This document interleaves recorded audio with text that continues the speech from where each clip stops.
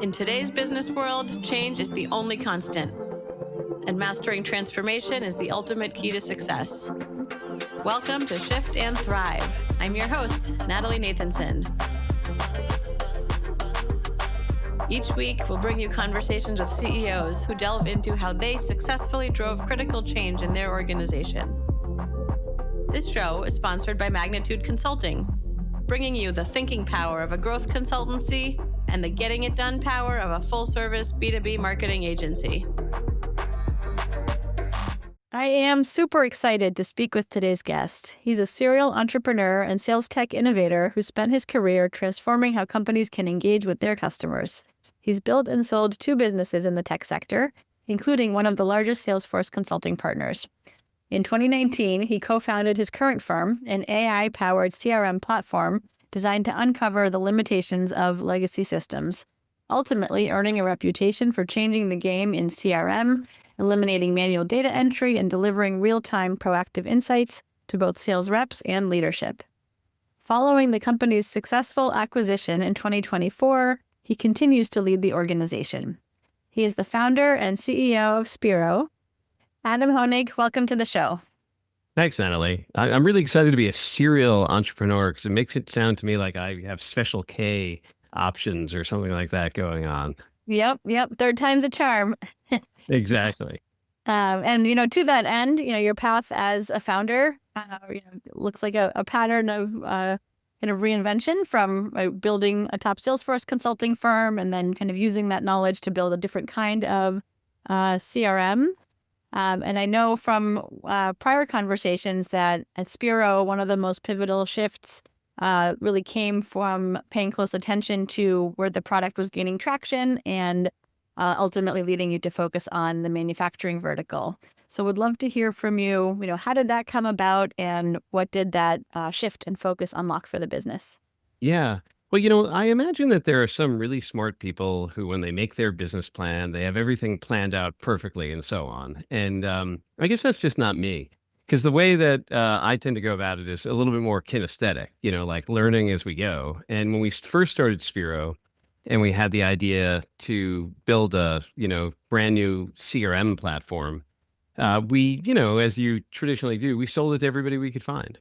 So we had insurance companies using it, minor league baseball teams, and manufacturing companies as well.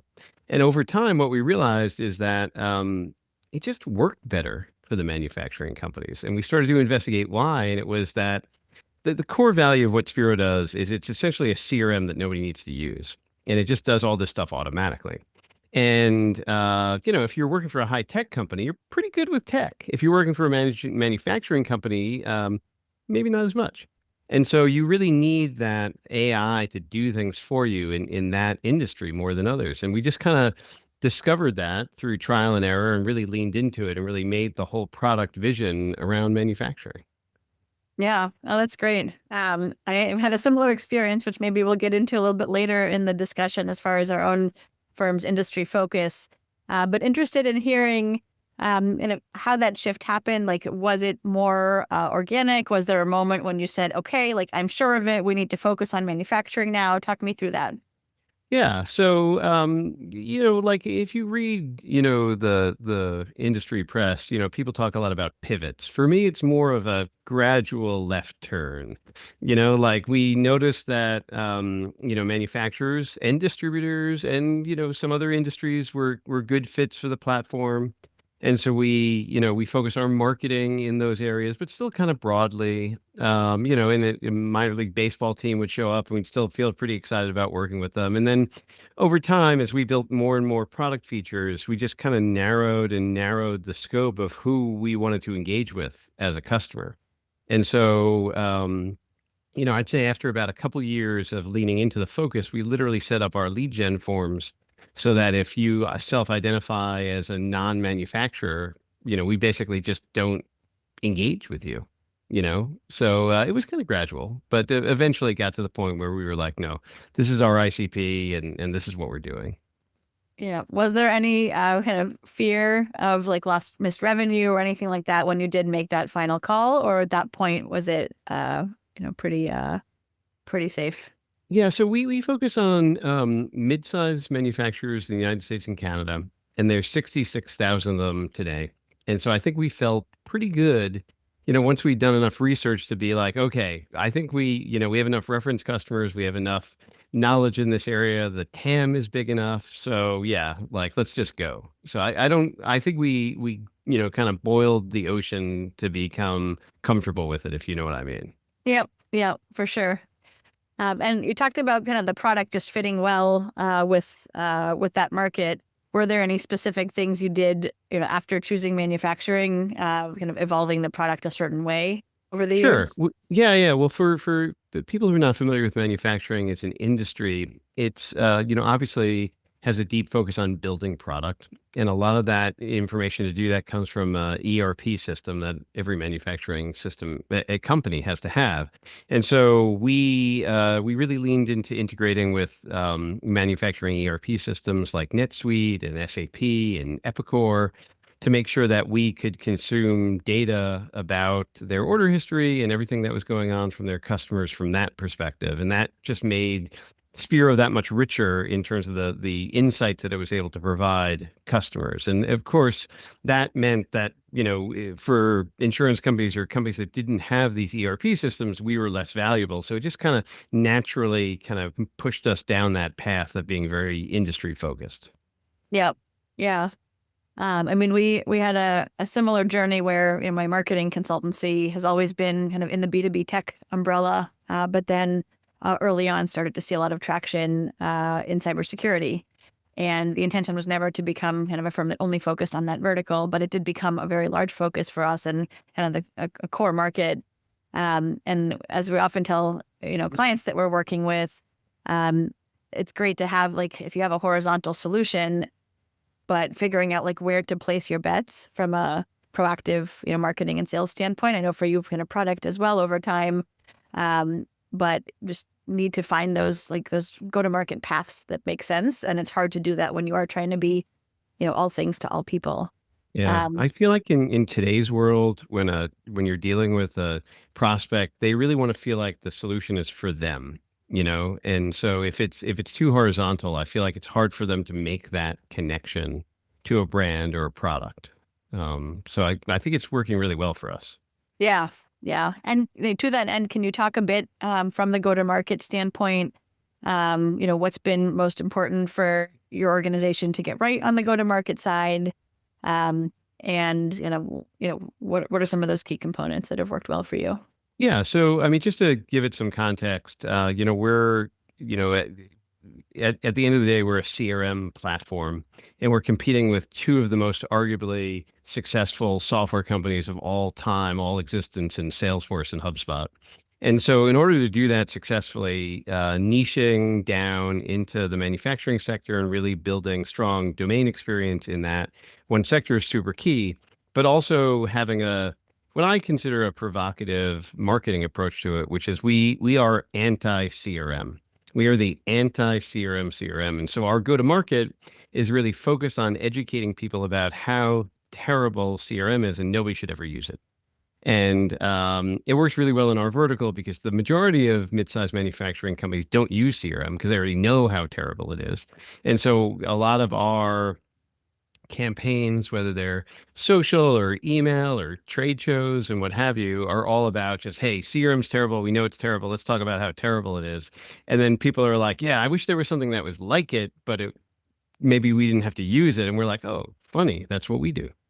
So that our go-to-market, the top of the funnel is very, very focused on creating kind of a cognitive dissonance between, what people think about CRM and what it actually is. So I'm not sure if that was your full question, but that's kind of the way I think about it. Yeah, yeah. Well, and again, interestingly, like there's some parallels with my business that we often refer to ourselves as the anti-agency from a marketing standpoint.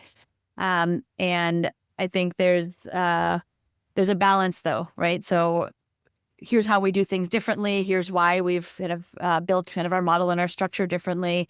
But you also still want to show up where your ideal clients are looking. And so you still have to be kind of part of that conversation. Yeah. It's kind of the interesting balance of like positioning, like you said, the provocative messaging and and then ultimately putting your money where your mouth is and proving that you're different, right? That's Yes, where the real exactly. impact comes into play. Yeah, we tried calling ourselves a proactive relationship management solution, other things like that. But the truth is that people Google CRM for manufacturing and stuff like that. And so you want to be able to be in front of people when they're looking for things, but you need to kind of stick out in a way at the same time. Right, right, for sure. I want to zoom out a little bit. You've talked about your go-to-market strategy and kind of how you found that traction.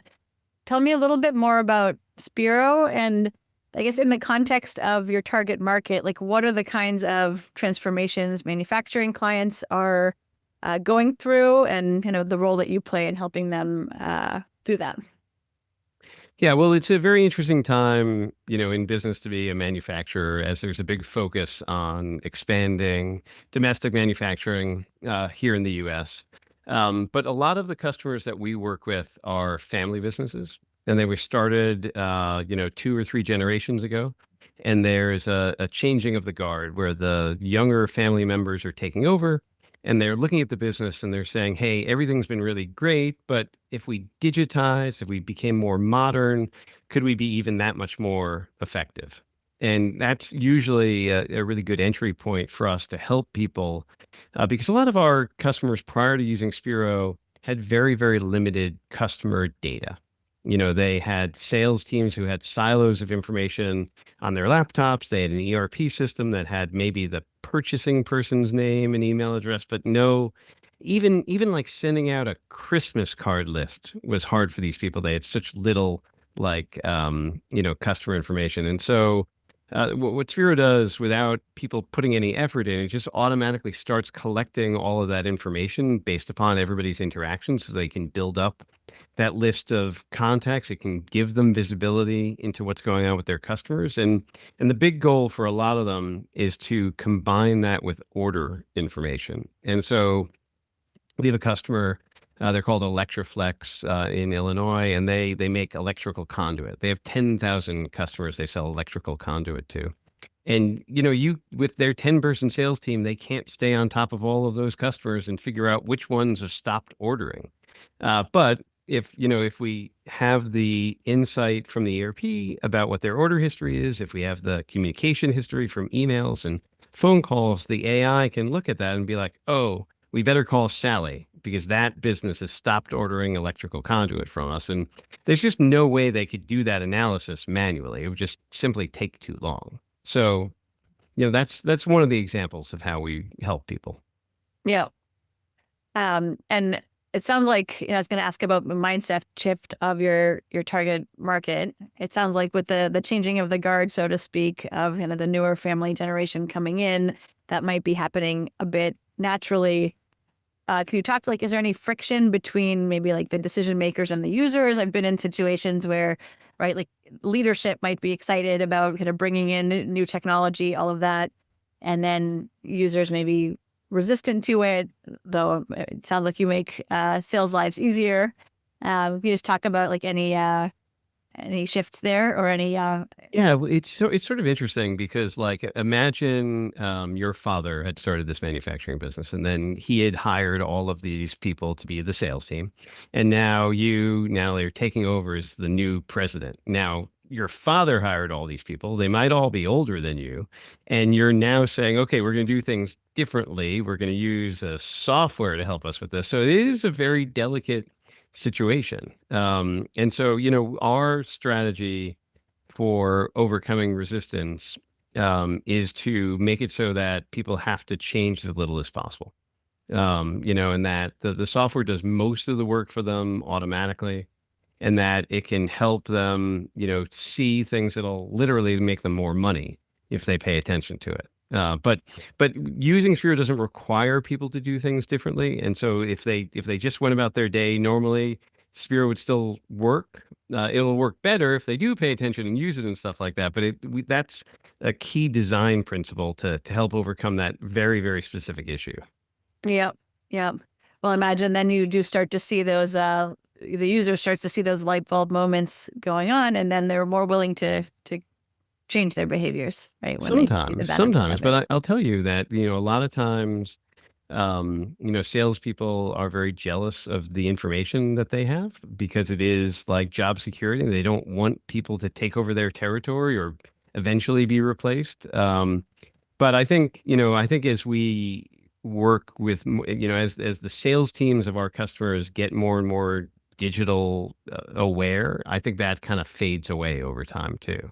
Yeah, yeah, I could certainly see that.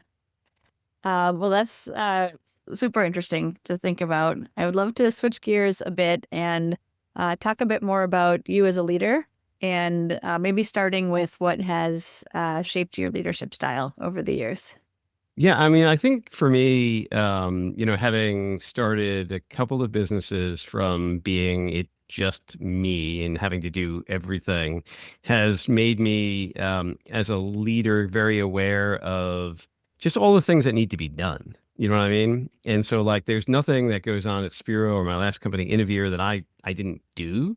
And so, like, with that in mind, I think it's very easy to be empathetic and really understand where employees are coming from and work in a spirit of trying to guide everybody to the goal instead of being very task management focused, if you know what I mean.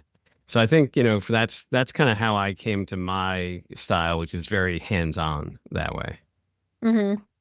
Are there any points where you feel like something is too much hands-on? Like I think being able to do something can almost, and from my own experience at least, can sometimes be a detriment because you do get kind of too involved or um, right, that it doesn't always give the autonomy. Have there been any points when you've had to like deliberately kind of break away from being hands-on?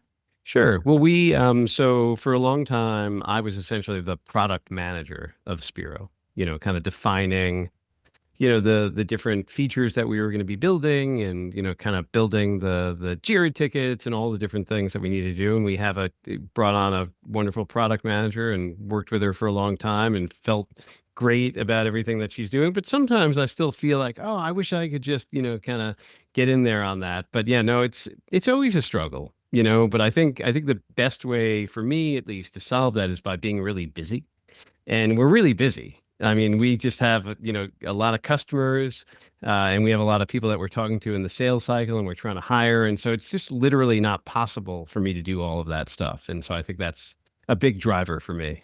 Yeah, that's interesting. I hadn't thought about it in that way, but I think that's been, whether intentional or not, having too many other things to focus on has been a good way to separate myself from that. But I do feel like it's really important for people who are used to doing things to still have a hand in that. I think if my job was just going to meetings and meeting with people and never doing any concrete deliverable of anything, I think I would be less satisfied with that. So I think you have to pick your spots, but I think it's really important to still stay engaged that way.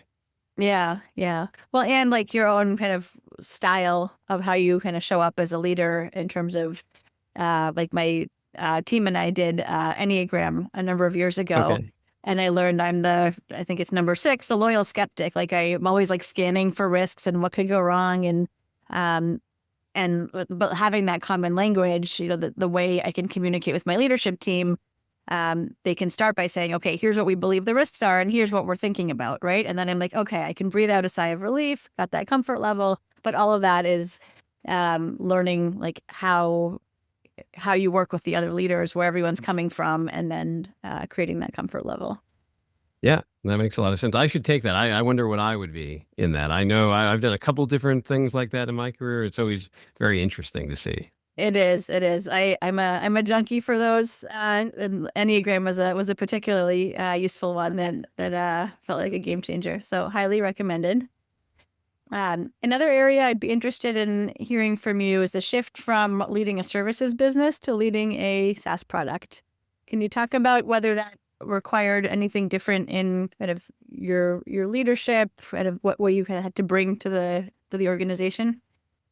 Well, it required a tremendous change, and I think I dramatically underestimated it when we started. So, my last company, I think we had about 750 consultants when I left, and so it was always kind of about hiring and process and, finding the new clients to replace the old projects. And it was, as I'm sure you're aware, just a bit of a grind to do that always, to leap into designing things that had to be standalone on their own and work independently, which is a very, very, and I'm talking about the product here, a very big change. And, when you're in a services business, often your revenue is capped by the amount of people that you have. And so you're constantly focused on like those sorts of things, the days in the month, like how can we get everything fit in? And in the software world, none of that skill that I had in doing that really comes to play at all. And so, as a matter of fact, we have a very, very lean team, and the leaner we are, I think we get more done. And so, I think just from like an organizational dynamic perspective, that really had to change. And the mindset of having a recurring revenue business with kind of subscribers as part of that is very different than like project based work, which is what we were really focused on as well. Right, right. Curious, you said you maybe underestimated the change a bit at the beginning. Was it really just sort of learning on the job, or were there other places or people or sources that you went to that kind of helped you as you were starting Spiro? So a lot of people tried to help, but I think that it was ultimately just making mistakes that was the best experience of it. I mean, I'm a big fan of the SaaSter model and Jason Lemkin and all of his stuff. I think it's been really great. And there's been we raised about $9 million to build Spiro and met a lot of great people through our investors, and a lot of our investors had great experience. But I think I think that to go from a services company to a product company, I had to put my head in the right space before I could receive that, understanding. And I had to get there on my own, unfortunately. So it probably took me a little bit longer than somebody else who didn't have that, issue. Yeah, I sometimes I've said over the years, like we have a hard time learning from other people's mistakes. We often need to make them ourselves. Yeah. Though the hope is, even if you get like a fraction of what you're hearing from others and can save you from a couple of them, that's still there's still benefit in that. But Well, like years later, I'm like, oh, I remember this conversation we had, and that's why that person brought it up. right, So you know, right, yeah, but yeah, hindsight's so 2020, but we have to learn on our own. exactly. I'd love to hear a bit more about you, maybe pre Spiro, pre organizations. Can you talk a little bit about your childhood, your background? Did you know you'd be in kind of tech and these kinds of worlds someday? Tell me a little bit more about you. Yeah, well, I have a degree in philosophy, which my father wasn't very pleased that that's what I was going to study because he didn't feel like it had a lot of practical ramifications, and it turns out it was true. And so he did try to convince me to take some business classes. So I took one marketing class and I dropped it because it was so boring. I mean, I don't know. But I was always sort of a guy who was good with technology, and so I wound up getting into tech just by default, I guess. So I've just always been somebody who's been able to look at technology and understand it and see how to apply it. And it turned out that that was a good skill for a consultant. So that's how I kind of got going. Yeah. And how did you make that decision to start your first venture?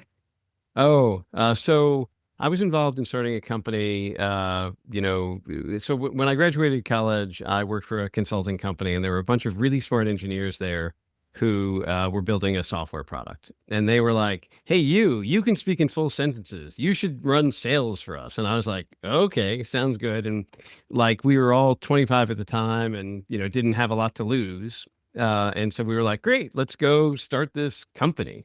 Like, who knew how bad it could be? And we wound up doing pretty well. We wound up, taking that company public and ultimately selling it as a publicly traded company. So, it was some great experience there, but it was, I think we just didn't know what the downside was. We didn't have mortgages, we didn't have kids. There was just like a sense of fun about it. And I think I kind of feel like starting businesses is a little bit like buying a house. Like once you've bought your first house, you're like, oh, okay, I know how that works, and I can sell that one and buy another one and kind of move up the value chain that way. And I feel like being an entrepreneur is the same way. But if you're going to wait until you have a lot of financial commitments to do it, it's just a lot harder.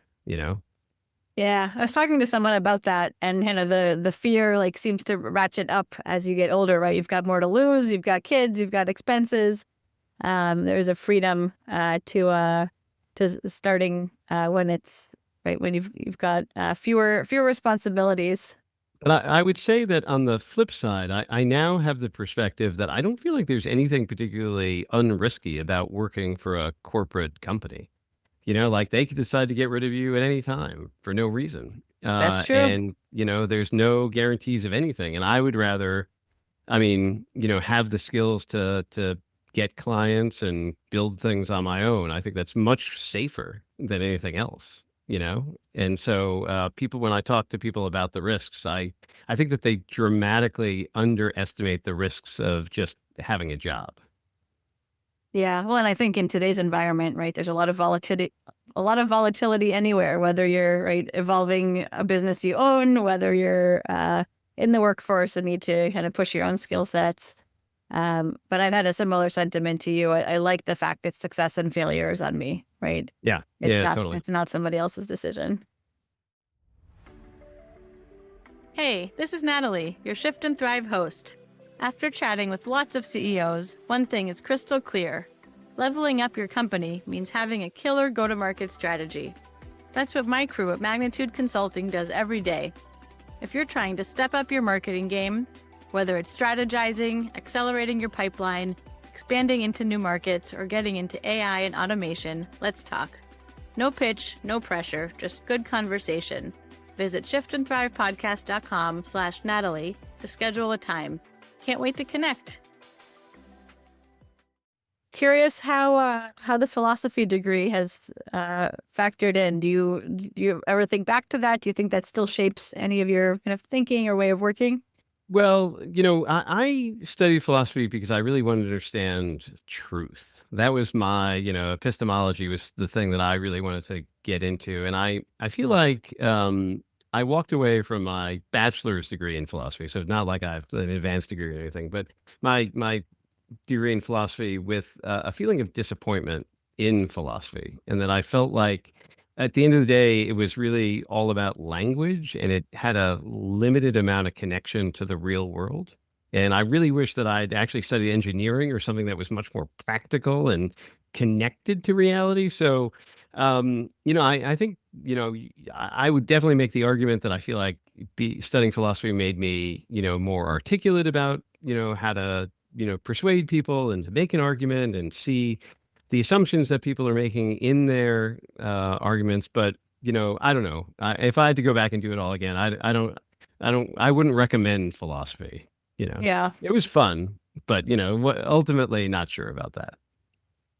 Though I think it is interesting, some of the folks that more recently have brought in some like old world philosophy into modern dialogue. I don't know if you follow Ryan Holiday at all with like I bringing don't know. Stoicism into the modern day, and he talks about all of these like the ancient Stoics Oh, and is he the guy who wrote the something is the way or yes, there's destiny. I don't remember the obstacle is the way is the the obstacle is the way. yes, That's exactly yep. right. Yeah, So yeah, that's I've one of read that. his. I enjoyed that. Yeah, he's had 4 or 5 on different kind of key principles of Stoicism, and in some ways he's modernized them and brought them to the current discourse. In other ways, he's making the point that a lot of what the Stoics were saying back then applies now just as much, right? Ancient Greece and getting away from the hustle and bustle of the city, and how do you kind of keep your mind clear and things that you don't think of the hustle and bustle of ancient Greece the way that we're